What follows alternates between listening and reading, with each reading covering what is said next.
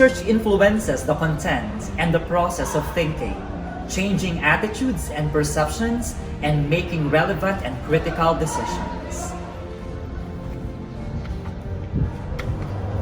Thus, cultivating a research-based programs in the division targeting educational leaders leads to development of practices that provide evidence to effect change in teaching, classroom, school, and in the entire division.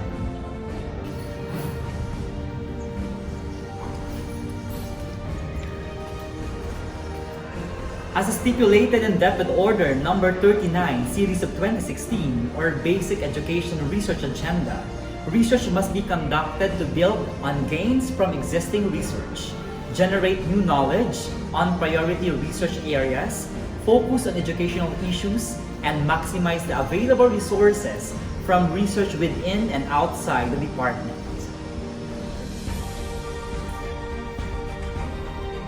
As the department sustains its progressive educational orientation, the division should ensure that its actions are informed by sound and relevant evidence from research activities and outputs.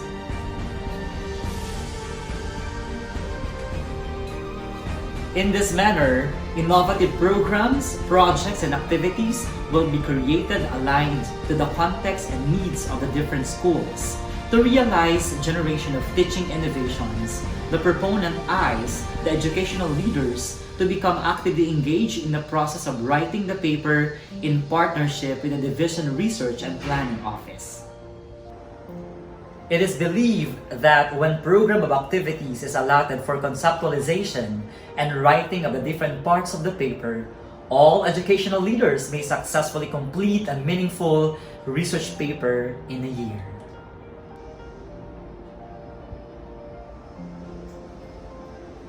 In symmetry with the cited situational rationale, the project is primarily designed to equip education program supervisors, public schools district supervisors, and school heads with both conceptual and procedural understanding on the innovational initiative to write and finish research papers to utilize the results for relevant educational decisions.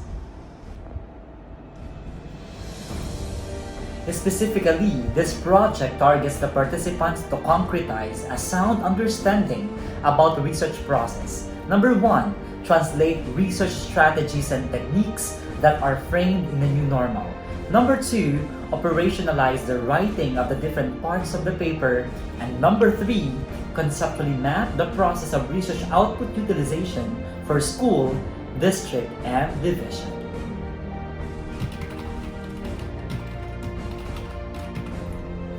The project will be primarily focused on implementation alternatives in the new normal. In attaining the set objectives, the sessions about research processes highlighting both quantitative and qualitative designs will be conceptually and operationally presented through training workshops, through online or face-to-face and lab sessions. One day in a week will be allotted for conceptualization and writing the paper with the assistance of research experts. In a week, the research proponent is expected to submit the deliverables assigned to accomplish.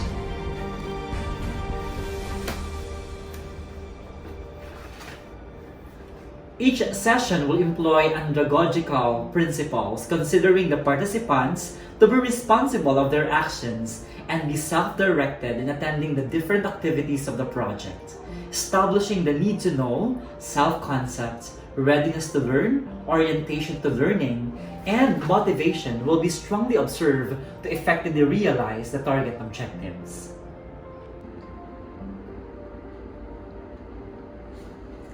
The project will be beneficial to participants in terms of designing research procedures and innovating teaching and learning processes.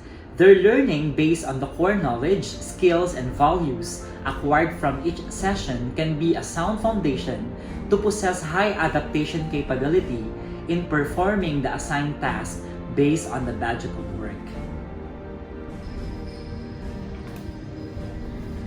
Actualizing the learning, the participants group, according to their school, will be tasked to make and propose research problem based on the results of needs assessment, direct and indirect observation, school documents, and current trends in education. Educational leaders will also be expected to try out the proposed research design and write the paper part by part that adopt the alternative and self-initiative procedures based on the personal condition and environmental situation.